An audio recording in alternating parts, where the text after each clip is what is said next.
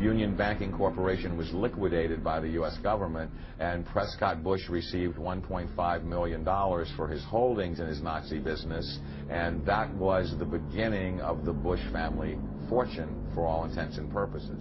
George Bush takes his inspiration from what he learned in Skull and Bones and from the Thule Society that Hitler and Goebbels and Goring cut their teeth in, Bohemian Grove, these evil organizations that perpetrate the ugly things that these criminals are doing to this country for which they must be held accountable.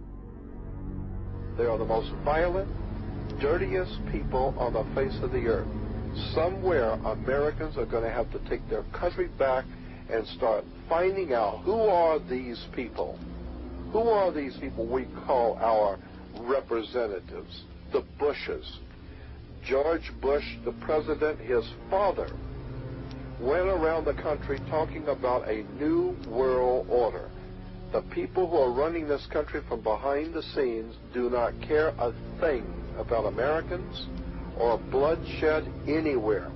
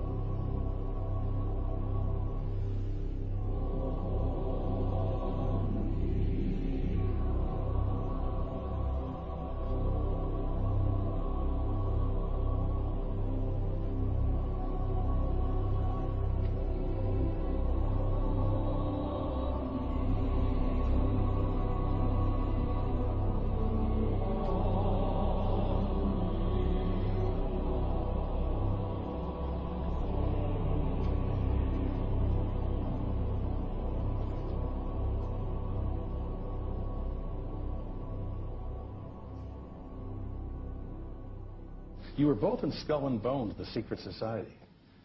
It's so secret we can't talk about it. What does that mean for America? The conspiracy theorists are going to go wild. I'm sure they are. I don't know. I haven't seen the web. Number 322. Sir. Were you a member of Skull and Bones in college in Bush? Were you in the same secret society? That's all right. Let me answer this question. Whoa, don't chase me! I said go!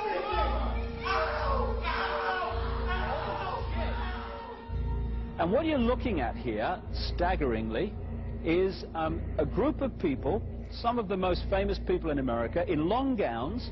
Behind them there, you see a 40-foot stone owl. And there's the fire between them, next to the lake at Bohemian Grove. Now, one might wonder, understandably, why the people that run the banking, political, economic system and the media in America should be dressed in long robes, doing a ceremony to a 40-foot stone owl. I think we should be told. And no doubt you'll be hearing about all the differences between John Kerry and George W. Bush. But we've discovered they do have something in common. During their respective college days at Yale, they both belonged to a group called Skull and Bones. He's come pretty close. She was part of a team that successfully recorded part of the initiation ceremony that takes place in the tomb's courtyard. Okay, you have the doorway here. Yeah. Okay, then to the right you have a hedge, and then you have an evergreen tree. If you follow that line straight back, courtyard's in there. Okay. So that's where they have the ceremonies in the outdoor part of it. Part of it was indoors. So we only got to see the outdoor part. Right. We only got and to listen to the outdoor part. God only knows what went on indoors. And what did you hear? What was it you know? You managed to get this unique it was disgusting.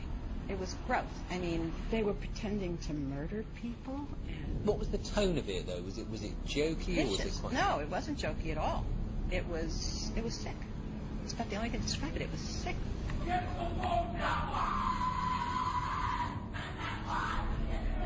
What you're hearing is the first recording ever made of the Skull and Bones initiation ceremony. It has never been broadcast before.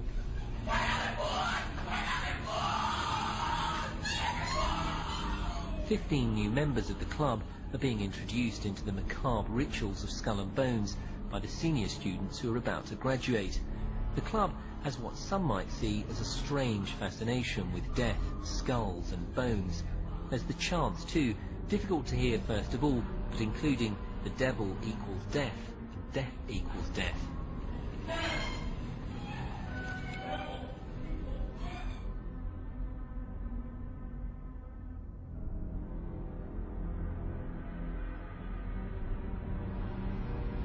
But when you get into a secret society of spirit worshippers, then, and especially when you're invited there by the direction of the higher-ups in the spirit world, you never get out of there alive.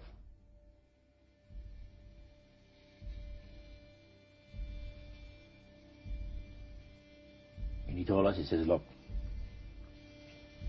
we worship spirits. We worship Lucifer and all his angels. They're just as beautiful as they did before they were cast out of heaven. He says there was a misunderstanding in the whole thing. He says among the inhabitants of the galaxies. And he says our master was misunderstood.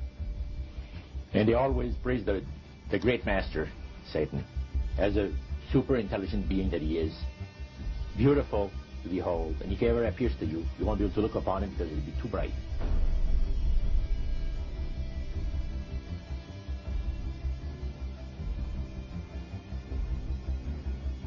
What had Herbert Hoover, Art Linkletter, Jack London, and Richard Nixon all had in common? Well, they've all been members of the exclusive all-male Bohemian Club in California, where every year at this time, the elite from around the country get together for 2.5 weeks of fun and games.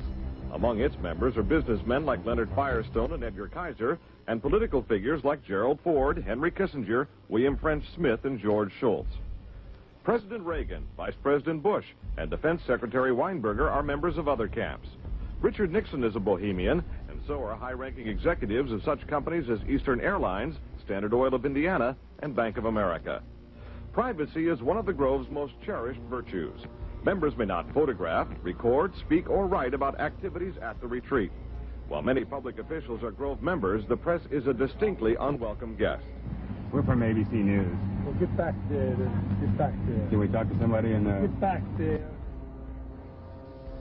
You see, for over 120-plus years in Northern California, in Sonoma County, on a 2,700-acre secluded redwood grove, leaders from around the world, prime ministers, chancellors, presidents, governors, again, the heads of industry, banking, academia, the media, Hollywood, travel there to engage in bizarre, ancient Canaanite, Luciferian, Babylon mystery religion ceremonies.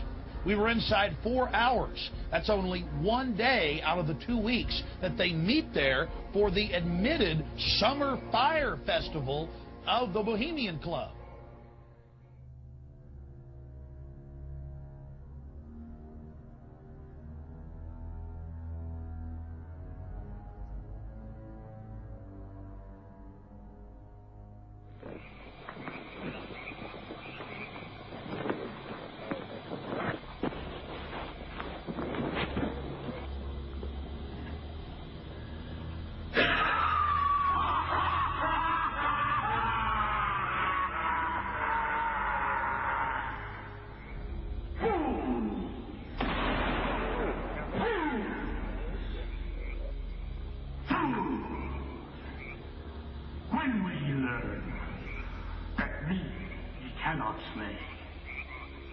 Year after year, you burn me in this grove, lifting your puny shouts of triumph to the stars.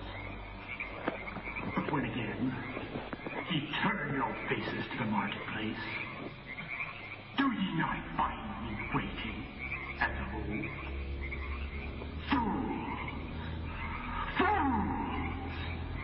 Fools to dream ye conquer care. Mocking spirit, it is not all a dream. We know thou waitest for us year after year within this happy grove.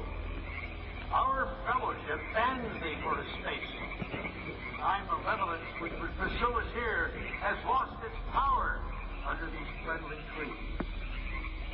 So shall we burn thee once again this night, and flames that eat thine effigy We shall read the sign.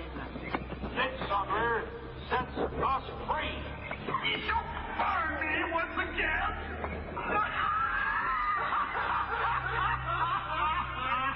Now but these ways, which hither ye have brought from regions where I reign. Ye fools and priests, I spit upon your fire. Hail Fellowship's eternal flame. Once again, midsummer sets us free.